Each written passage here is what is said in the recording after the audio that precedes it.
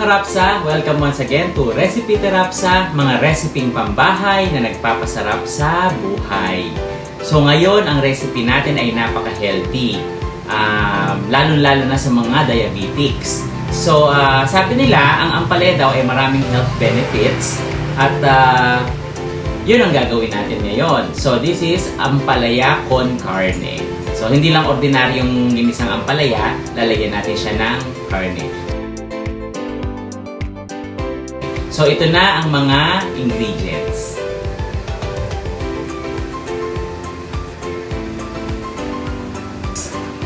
Siyempre, meron tayong ampalaya. 1 kilo to. Suggestion ko, kung ayaw nyo maghiwa, pinopromote nyo sa palengke ng Pasig, may mabibili kayong hiwa na. So, ito. Yan.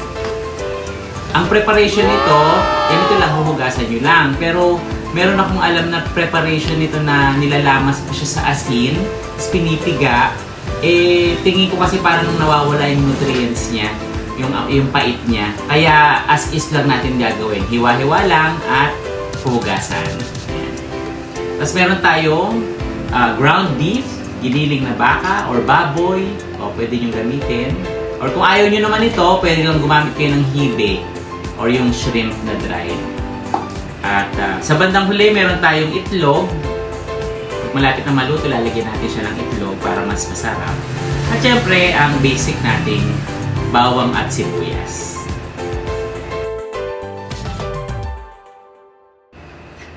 Tara, samahan niyo akong magluto. Ay, pero bago yon, hindi ko nasabi sa inyo, ang ating pampalasa dito ay patis at syempre, paminta. Tara!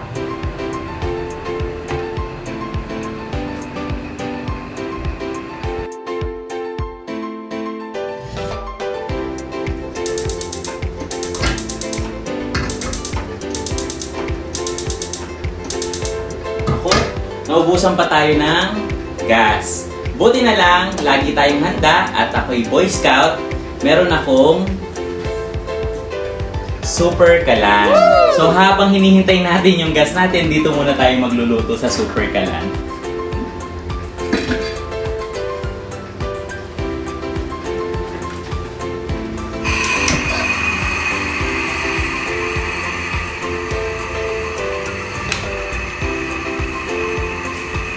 So, umpisahan natin syempre ng mantika. And si Bella, sinasamahan pa ako rito magluto. Ang ating laksan. Bella!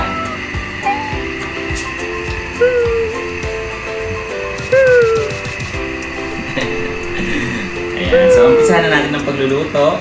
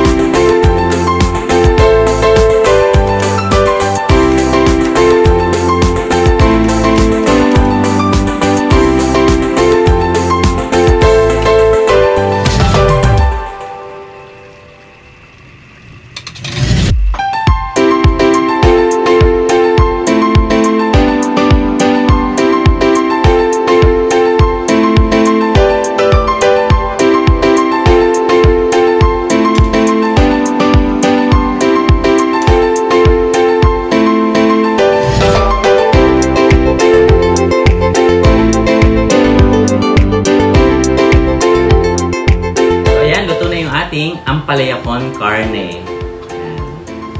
Pinaganda lang yung pangalan pero ano lang yan, ginisang ampalaya na may giniling. So titikman na natin.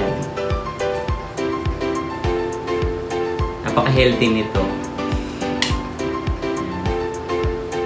Siyempre, sarap din siyang iulam sa kanin or gusto nyo apakin, okay lang.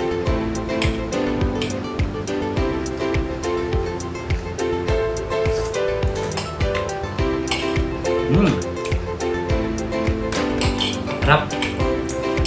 Actually, control yung pait niya.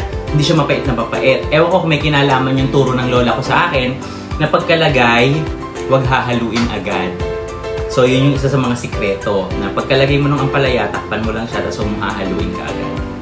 May pait pa rin siya, pero tolerable. Siyempre, hindi naman to ampalaya kung hindi mapait. Diba?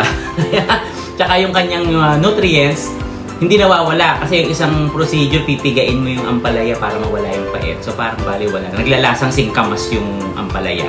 Which is ayaw nating mangyari. So, ayan. At meron din akong payo, no?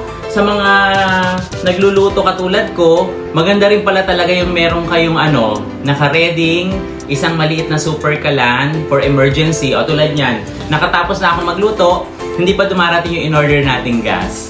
So, ibig sabihin hindi sayang yung oras. At saka alam nyo ba na meron din akong kalan de uling. So, pag sa mga mahabang pakuluin, syempre sa uling ko nilalagay dahil yung gasol, yung gas, sayang naman, di ba? So, pagtitipid din yun sa mga may bahay at sa mga misis, di ba? Yan, so thank you very much. At sana nagustuhan nyo yung ating recipe for today. Again, kung gusto nyo pong magbigay ng mga suggestions, just comment down below. And don't forget to like, comment, share, and subscribe. And don't forget to hit the bell button para sa mga latest updates. Okay, props na ako ha.